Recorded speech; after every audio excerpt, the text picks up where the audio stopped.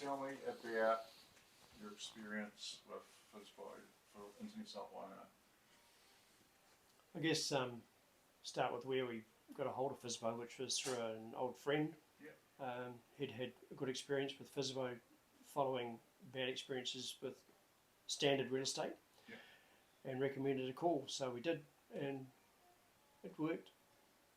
So, so the house pretty unique home, ferrocement. You know, it's certainly well ahead of its time. Really special home. So we went to the market. Tell me about, or tell the camera or the people about the marketing and what we did, how we did it, and any comments about that.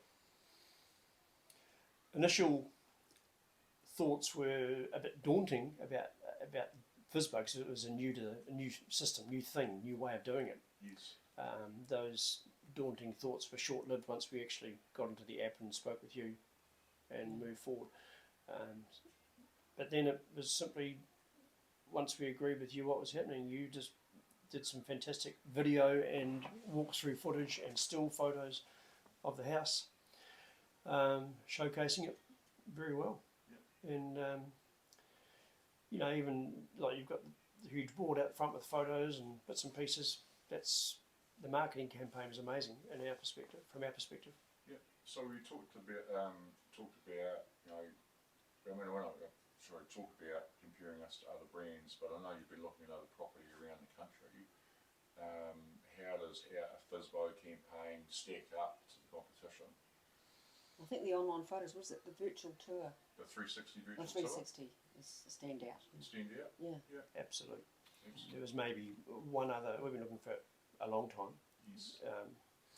And there's only probably one other that we came across in another part of the country which had done that style of walkthrough virtual tour. Others had only had what they call was video.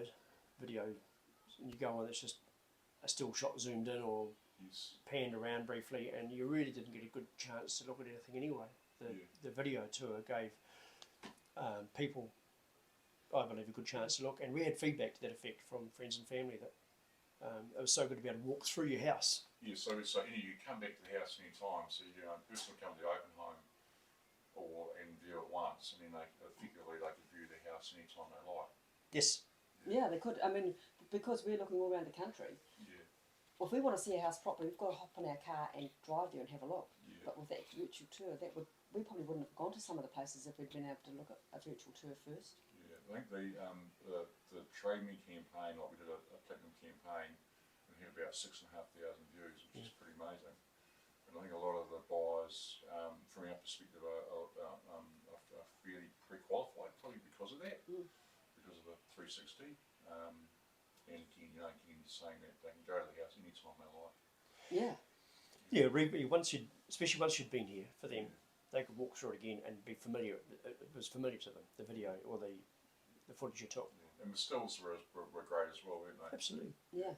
So we had the first open home, and like it was a bit of a railway station. We had quite a few people through. Yep. Tell the people about, you know, how you were kept in the loop on the day of the open home. What was happening? Well, we took off and parked at the beach, and the phone kept going ding as every person came through the door. Yeah. And we knew when we got home that there'd been like 13 or whatever people through, and amazing. We knew that before we got here, but then, and the details, you were keeping us informed online. Yes. With the details or a summation of the people and what they're up to. Yep. We got back and got more info verbally from you, and that set us on the road to what we did. Yeah, so you knew who was the number of people, the name, their phone number, and email, and any comments. Yeah. Yes. You were kept in the loop all through Immediately. the process immediately. Yeah. Real time. Yeah. And that made it pretty transparent, don't you think? Absolutely. That was so good. Yep. Yeah. So we had a couple of good open homes, and then we had one where might have been school holidays or something like that, and we only had a couple of groups through. And then one of those groups became a buyer. Yeah. What was the RV on the house? 18. 18. Okay. So on your instructions, we're marketing it. You know, we're trying to find someone under high eights or maybe a 9. I mean, Yep. $1 million would have been amazing. We all dream. Maybe just because of the footprint, but that's irrelevant really. So where did the purchaser come in at? Where was their first bid? 800. 800. So Yeah. they were 10 grand under the RV. Yeah. Well, maybe a little bit cheeky, and we all know that buyers want to sell high, and sellers want to sell high, and buyers want to buy low. Yep. Okay, Yeah. so they tested the vendor, tested you guys out. Yes. And said, right, where can we snap this house up? We really want it. We're prepared to make an offer. Yep. And what do you guys say? Well, through the FSBO app, because that's the nice thing about it too. They make an offer.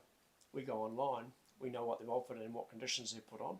Yes. So we just then rebutted that and said, no, that's not quite up to price, and we expect a bit more. Yep. They then came back with a counter offer, which upped it by 50 or 60k, I think. Yep. Off their own back, just because they realised that maybe they were a little bit under the mark. Yeah. Oh well, you've got to try. I don't hold it against them. You do the same. You Got will do the the same, same. yeah. And then we said no, still not quite cutting the mustard, and they came back with a slightly higher offer, Yes. another 10ish, I think. I think we were at 870. 870, something like that, 860, yes. Yes. And we were really, I mean, 9s would have been nice, but We're trying to realistically, be realistic, yeah. and in the market, You weren't being like, it wasn't happening. It happened over a few days, eh? oh yes, And we sort of played that like not overreacting straight away. no, Yeah. Yeah. We I tried think to both play it parties Yeah. Yeah. thought about what each Yeah. other was Yeah. doing. Just Yeah. calculated. Yeah.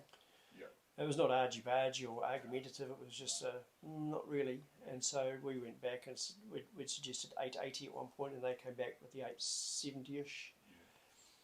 Yeah. And then we said, no, look, really, we think a fair price is where we are.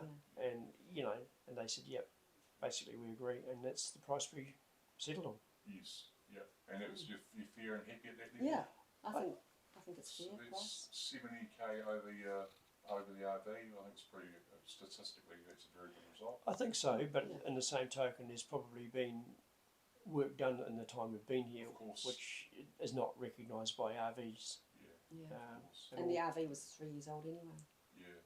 And we had we did have other interests, so we didn't have anyone willing to make an offer at the same time to the act called interest.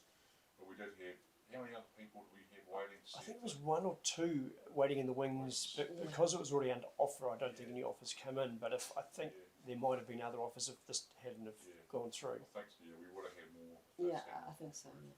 Yeah. So no, quite not happy. So, The so comparing, so you got 880, so 18 was the RV, 880 was the final price.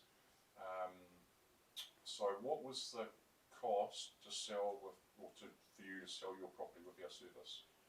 I think it was about mid-sixes, 6.5-ish. And that included a trading platinum campaign. Yep, which was like $900 or $1,000 worth of that cost. So do you think it's fair value for money, or do you think it Absolutely. was too cheap?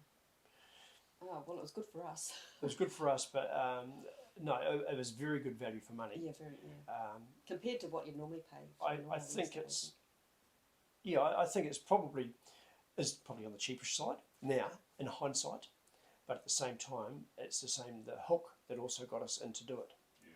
as a part of the hook. So because it's a new concept, but now if someone said to me, I'd be saying, go for it.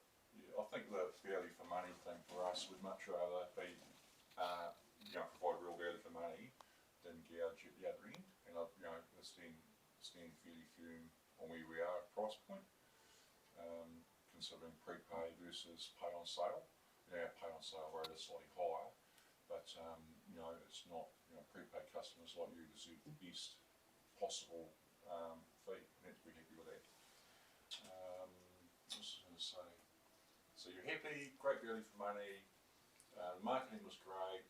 You had lots of inquiry. The house effectively sold itself. So with all that in mind, so three potential nuggets that you would suggest to another human. The opportunity of meeting the buyers. How did that relationship? How do you find that? I think it softens the whole relationship and brings a human factor into it. Yeah. As we always maintain, you buy a house, but you turn it into your home. Yep. well, this is our home we're selling, Yep. not just a Yeah. house. And so it's nice to have a personal, not relationship, but a personal meeting with the potential buyers. Because we really love this house, Yes. and it's nice to see that it's going to some nice people who also appreciate it. Yeah, great. Yeah. Awesome. So no, I think it was great. It was good to meet with them. Yeah. So 3 nuggets that you could share with another, with a buyer and or a potential seller. Great value for money. Great value for money. 1, 2, Marketing amazing. marketing amazing, and 3, process Process It's easy. easy peasy, So easy. straightforward.